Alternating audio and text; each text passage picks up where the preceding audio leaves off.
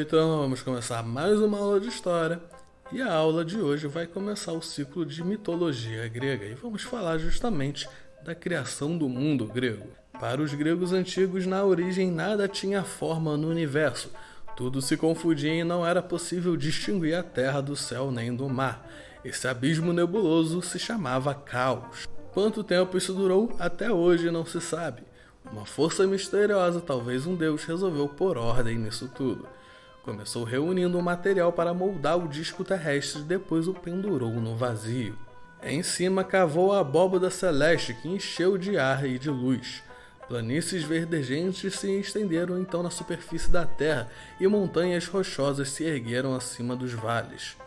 A água dos mares veio rodear as terras, obedecendo à ordem divina. As águas penetraram nas bacias para formar lagos, torrentes desceram das encostas e rios serpearam entre os barrancos. Assim foram criadas as partes essenciais de nosso mundo. Os astros e os deuses logo iriam ocupar o céu. Depois, no fundo do mar, os peixes de escamas luzidias estabeleceriam domicílio. O ar seria reservado aos pássaros e a terra a todos os outros animais ainda selvagens. Era necessário um casal de divindades então para gerar os novos deuses. Foram Urano, o céu, e Gaia, a terra, que puseram no mundo uma porção de seres estranhos. Os antigos pensavam que a terra era chata, rodeada pelo oceano e coberta pela abóbada celeste. Da união deles nasceram primeiro 6 meninos e 6 meninas, os titãs e as titânides, todos de natureza divina como seus pais. Eles também tiveram filhos. Um deles, Hipérion, uniu-se à sua irmã Teia, que pôs no mundo Hélio, o Sol, e Selene, a Lua, além de El, a Aurora. Outro, Iápeto, casou-se com Clímene, uma filha de Oceano. Ela lhe deu 4 filhos, entre eles Prometeu. A descendência de Urano e Gaia não parou nesses filhos. Conceberam ainda seres monstruosos como os ciclopes, que só tinham um olho bem redondo no meio da testa, e os 100 braços, monstros gigantescos e violentos. Os coitados viviam no Tártaro, uma região escondida nas profundezas da terra. Nenhum deles podia ver a luz do dia, porque seu pai os proibia de sair. Gaia, a mãe, quis libertá-los. Ela apelou para os seus primeiros filhos, os titãs, mas todos se recusaram a ajudá-lo, exceto Cronos. Os dois arquitetaram juntos um plano que deveria acabar com o poder tirânico de Urano. Certa noite, guiado pela mãe, Crono entrou no quarto dos pais. Estava muito escuro lá, mas o luar lhe permitiu ver seu pai, que roncava tranquilo. Com um golpe de uma foice, cortou-lhes os testículos. Urano, mutilado, berrou de raiva e de dor, enquanto Gaia dava gritos de alegria. Esse atentado punha fim a uma autoridade que ela estava cansada de suportar, e a inútil descendência deles parava por aí, ou quase. Algumas gotas de sangue da ferida de Urano caíram na terra e a fecundaram, dando origem a demônios como as Eríneas e outros monstros, os gigantes, e as ninfas, as Melíades. Vencedor de seu pai, Urano, Cronos se tornou o senhor todo-poderoso do universo. Em vez de beneficiar seus parentes libertando os irmãos, preferiu reinar sozinho e os deixou encerrados nas profundezas da terra. Sua mãe, furiosa, predisse o seu fim com uma profecia. Você também, meu filho, será deposto do trono por um de seus filhos. Temendo a realização dessa profecia, Cronos fez como seu pai, arranjou um jeito de eliminar os filhos que lhe dava sua esposa Réia. Cada vez que nascia um, ele o devorava. Isso ocorreu com 5 recém-nascidos. A mãe deles, desesperada, foi ver Gaia. Suplicou ajuda para sua avó, pois um 6º filho tinha acabado de nascer e ela pediu para ela salvá-lo.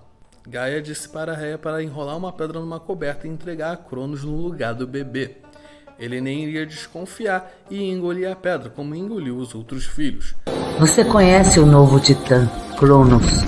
Tão medroso foi Cronos com as profecias do oráculo de que suas próprias crianças iriam se opor contra ele. Então, ele decidiu aprisionar todas em sua barriga.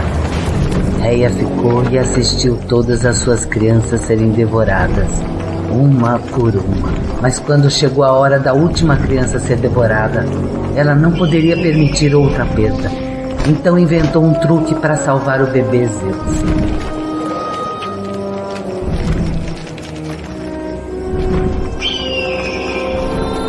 Réia ordenou que a águia seguisse seu caminho. e ele foi levado para uma ilha longe dos olhos atentos de Cronos.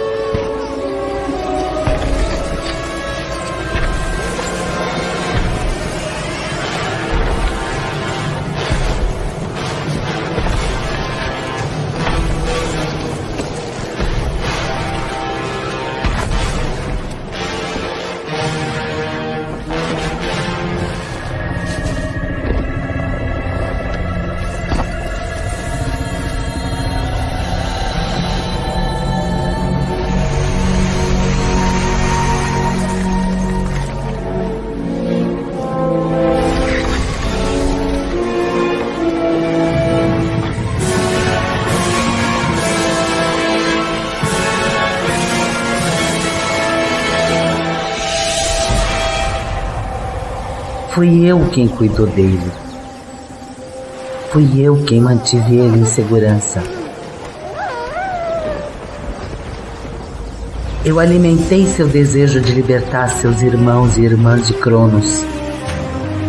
Mas meu ato tolo de compaixão iria caçar os titãs para sempre. Para poupar Zeus, nós permitimos que voltasse a nós com vingança em seu coração. Ele traiu todos os titãs pelos pecados de um só. Pecados de seu pai, Cronos. A profecia de Gaia não tardaria a se realizar. O bebê que elas acabavam de salvar era Zeus, e o jovem deus logo tomou o poder do pai. O menino foi criado às escondidas numa gruta da ilha de Creta. Rhea teve a ideia de confiar sua educação às correntes, demônios que tinham o costume de dançar batendo as armas umas contra as outras. De fato, Rhea, preocupada em proteger o filho, contava com um barulho do bronze para encobrir o choro do bebê.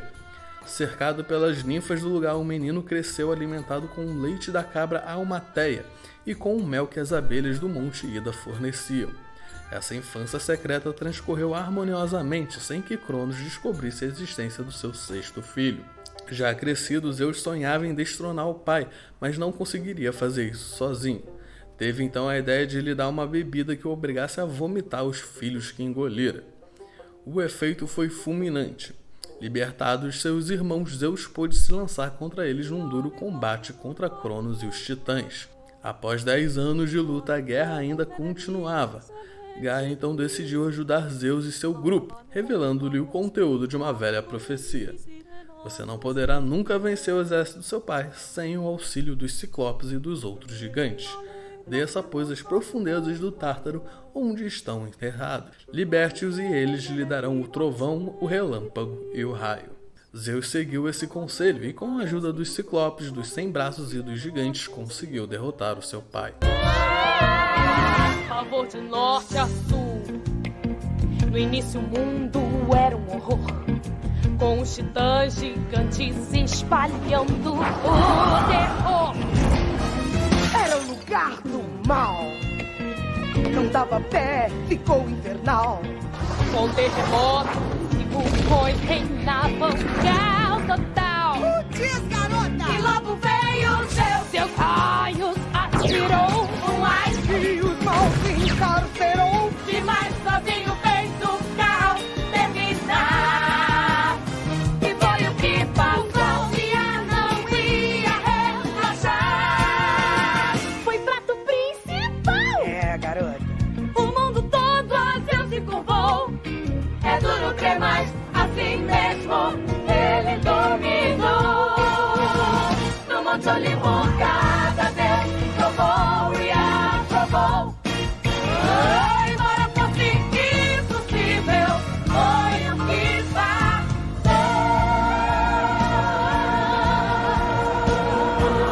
Como tinha vencido graças a seus irmãos Hades e Poseidon, Zeus partilhou com eles o domínio do mundo. O universo então se dividia em 3 regiões. O céu estrelado e a terra eram a primeira, o oceano que rodeava a terra a segunda, e por fim vinham as partes subterrâneas. A sorte destinou a cada um seu reino. Zeus recebeu a parte luminosa e terrestre. Suas armas simbolizam as forças celestes. Coube a Hades a parte subterrânea para onde vão os mortos. Foi reinar no inferno, sobre o povo das sombras. E Poseidon enfim fixou seu poder sobre todos os elementos líquidos, os mares e os rios que percorrem a Terra. Mas isso é só o começo da história. Então é isso, turminha. Terminamos a aula de hoje. Tchau, tchau. E lavem as mãos.